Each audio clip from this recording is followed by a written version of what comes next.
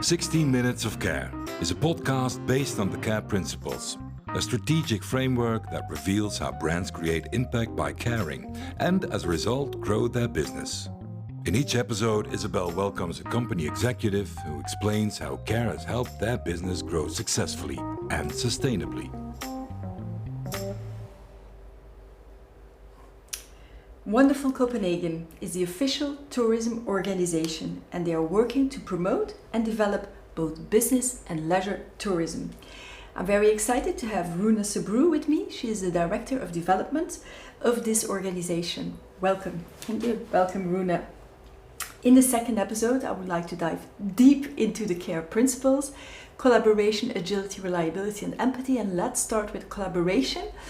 Because everything you said in the first episode and everything I saw when I was preparing these interviews, collaboration is really at the core of everything you do. But in reality, I see that collaboration is always not that easy, because very often if you collaborate with external stakeholders, you collaborate with competitors. You also have that when you collaborate, for instance, different hotels and everything in your organizations. How is reality here with collaboration? We are completely dependent on collaboration because we are a public-private fund, meaning that we have deep collaboration with municipality, with government, and with all kind of different stakeholders from the industry, and also with the local that are actually part of the main attraction to Copenhagen. The citizens, yes. Yeah, so this is everyday life for us. So asking what is the difficult part? I can tell a little about how we're trying to handle it. Yes. As I mentioned it also in the first episode, we have a shared manifesto called Planet Copenhagen with 5 different principles that we have, I think, right now 67 that have signed themselves as followers of this manifesto. And what we did was that we invited our collaborators very, very early on into the process and listened carefully to them of what is important for you, what is difficult for you when it comes to green transition, and also very importantly, what do you want to use this community that the manifesto was supposed to be, what do you want to use it for? And very early on, we saw a shift from I want to have the knowledge for myself, I want to not share with anybody, to the opposite. Because if it's about green transition, you are dependent on your colleagues that they also move in the same direction. So we started to connect with some of them from the industry that were really far, Scandic Hotels, for instance, Tivoli, the airport, some of the really big stakeholders, and then we invited some of the smaller ones that wanted to be part of this community. So it's all about having this shared vision and also having the collaboration in front. I mean, so it's part of the goal actually to have the collaboration. So everybody that is involved, they understood we're gonna do this in collaboration. We need to collaborate, and so they kind of signed in to the concept. Yeah, they did. Yeah. And also signed in that they wanted to share some of the difficult things with each other. So we are at Wonderful Copenhagen. We are facilitating these connections between the public and the private partners, and are listening to them and are trying to make the ambition together. Mm-hmm. Does it require a lot of vulnerability to collaborate? Yeah, it does, and it's also a lot of you have to be really stubborn. I mean, come back again and again, and there has to be a lot of connection and communication along the way. I don't know if you're familiar with this participation ladder of of how you involve different kind of stakeholders. Yes. It is a ladder, so it's kind of that you have information, you have co-creation, and we actually used this framework as a starting point of how we want to engage our collaborators. And it require a different contract depending on where on the ladder you are. Yeah. If it's just information would be okay. But if you're co-creating a new vision or a new strategy, you have to be extremely careful about listening and having the input and even making the prototype together. Yeah. With the collaborators. So yeah, totally. And psychological safety is very important on that ladder, right? Yeah, you need to really feel that it's a trustworthy environment, that you dare to open up for co-creation, and it's interesting. Let's move to agility, the A of care. You said it also a little bit in the first episode. Since 2017, the tourist department has been working on strategies, but those strategies are always being adapted. How important is it to be flexible and adapting your strategies today? I think it's completely core to the strategy. I think we all learned through COVID-19 and also this energy crisis that we have right now that everything just changes overnight. So I think we have to say goodbye to strategy that says towards 2030 we all have to agree on action plans. So we have learned it the hard way, that you have to have some kind of stable framework. Back to the manifesto, you have the 5 different kind of pillars, that these are the goals, and then you have to have an agile framework underneath it, making the actions changeable along the way. Yeah. Because this, the world is, I mean, it seems just like a banal thing to say, but the world is just changing so fast, and we thought that it would a really robust business, the travel business. It wasn't. So we have learned that you have to really be change. So it's important to have the long-term vision, but then you have to have agile plans how to get there, and always being adaptive. And I think indeed the tourist industry learned the hard way that nothing is set in stone forever, right? Yeah. We did also through co-write, we did a strategy together with the City of Copenhagen and the Ministry of Business called Comeback Copenhagen, and that was the same. We had 4 overall objectives, ambitions, and then we had actions underneath it, 12 different activities that we changed along the way. Mm-hmm. So and I think one of the challenges, I think, for us is that we work in an extreme political system. So you have to have some kind of safety of not making any errors, because it's part of the Comeback Copenhagen. That was a plan that was part of the government's COVID-19 recovery plan. So you have to show some results, and making mistakes is not that good. But anyway, when you work with agility, you have to take some risks. Yeah, and try out things, and maybe they fail, and try out something else. So it's demanding a lot from people today, right? Because it's not so easy anymore. Like you said, we have this plan, we have the strategy, just follow it, and we will get there. Mm. Today, it's putting a lot of time and energy and effort and innovating and failing. That's reality today in any business. I think. Yeah. Let's get to the R, reliability, and I would love to talk a little bit about marketing, although it's not your specialty. But one of the things that was written in the End of Tourism Manifest is, it said, we leave behind the days of equating tourism marketing with glossy, picture-perfect advertising. Marketing no longer leads us to the brand. The relationship we have with other people do. That's a big shift in marketing that I also see happening, but still a lot of brands have difficulties to do it. How important is that shift for Wonderful Copenhagen? I think we've made it even further than what you just read loud from the older strategy. We have just developed a new brand stand called "Don't Just Come Here, Become Here." Okay. So this means that you actually are demanding of the guests that are coming and visiting the destination that they should learn something, engage with the destination, learn something maybe about the society, and on a big day take some learnings back home of how you live and how you work with green transition. So yeah. Can you give a concrete example how you can become a part of this town?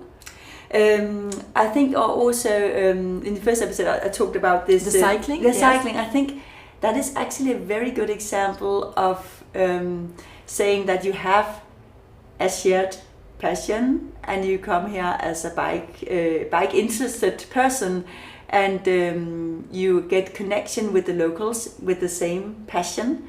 And then we had the name Ride with the Local, where people came bicycling and actually got connected to the biking environment. I mean, Copenhagen are very known globally for the biking culture, and it's really a strength position. But it's something that we can move even further, because it can become like a shared passion, but it also an example of sustainable transportation and also the atmosphere that the city has. Yes, you really feel it when you live here. Like we've been living here now for like a week. You really feel that cycling and going through the city, but you also feel the clean air and the clean water and the fact that you can swim in parts of the canals. It really feels that you are visiting a city that is making great efforts on sustainability. Let's move to the E, the empathy part. Showing empathy for people can be done in many ways. Could you give us an example that you say that is really striking for what we do, how we show empathy? Yeah, I think I've been working also with empathy many years actually, because it's one of the most strong parts of connecting to another person, is that you actually understand the person. So I think tourism is really all about connecting to people that are different from you, to learning other cultures, to traveling from one place to another. So I think it's in the core of what we're working with is to get underneath the experience that you can just have at a glance, and then also experience like the society. I think one of the best examples that are really common right now is that during COVID we had the experience that of course the hotels had nothing to do, and they are really a big resource also for the city. So have shared spaces also in hotels that are as much for locals as for guests is one of the things that are really getting big this year. So it could be all about having a cafe where you can come and work, and then maybe you get in connection with the person that are next to you, start to talk to each other.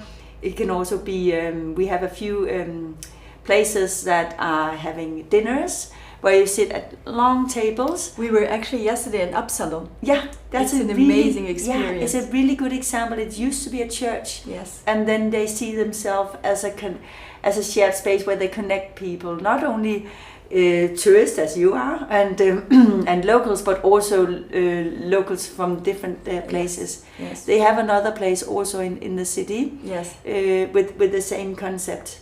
So this one, back to empathy, it's really about getting the connection, and underneath there's a person here. It's not only a tourist. Yes. It is. Yeah, totally. Yeah. And there, from the owners of Absalon, I heard you can also do runs together. You can do yoga classes together. There was board games you could do together, and it was indeed a very nice mix of locals and tourists. We were at the table because you can't sit at the table you want to, or you're pointed to a table. We were sitting with a Lebanese woman, but who lives here. Her American niece was visiting, so it was really, and the Lebanese woman was married to a Danish guy, so it was really an international table, and it was so much fun. It was really nice, and it's a great concept. So these care principles, you really apply them, which is great. The care principles, it's all about trying to find a business model that places a balanced people, planet, prosperity, and not just go for profit. I think Wonderful Copenhagen is proving that it's possible. Do you agree that it's really possible? Yeah, it's what we're working on day and night. I think we are working right now on a new strategy, actually, going to be launched at the end of the year. And one of the key things about this strategy is also to go from seeing the value perspective, not only being tourism as a resource for bed nights, a resource for growth, but also a resource for the city, for maybe having people that are a long way from employment to be employed. See the tourist also as giving some life to a new area of the city. There are lots of different examples of how tourists actually bring value into the city. And I think the next step for us is to be better, to communicate it, and also to kind of target, okay, what is it actually then, if it's not only a resource for employment and for wealth for the city, what is it then? So we have the examples right in front of us. As an example, I don't know, you've been to Copenhagen a few days, you would sense that it's a city that has a really high-end food Amazing scene. Yeah, that was starting with Noma and actually connecting to the entire economy called Nomanomics, meaning there's an economy that are going around this Noma brand. It has spread in every place in the city, not only being high-end food, but really high level. Yeah. This is something that started with the international guests. Yeah. So this is really a value that you have. You have a city where you do something with the food and actually are lowering the experience also as a local. That's so we nice, have to be much better at communicating what is this kind of value that you can have from tourists. This movement, I think, start with turning the perspective opposite, saying what is it that you want as a local, from the tourist, the value that can be put into place. That can travelers bring, the value that can travelers bring to the city instead of what they take from the city. So I think, and also take responsibility. Okay, if it's this one you want, then you have to connect. So it's kind of taking responsibility of this with this value creation around the tourists is something that we can push forward as an organization, but we're not that many. So we need to have a much broader perspective on and this. Taking all the citizens on board in this beautiful example. Thank you so much, Runa. We ran out of time. I could have talked way more with her because she's really interesting, and I really believe that the city of Copenhagen and the tourism department of Copenhagen are really taking the lead, and the care principles, it's all about leadership. Thank you so much, Runa. Thank you at home for listening. Thank you for watching, and take care.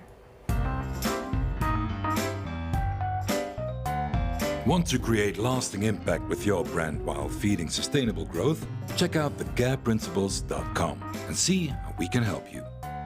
16 Minutes of Care is an independent production from Isabel Verstraeten, brand strategist, founder of The Care Principles, and author of the book, Does Your Brand Care?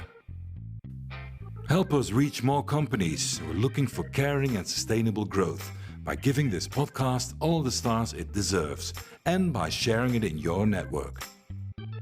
Thank you and take care.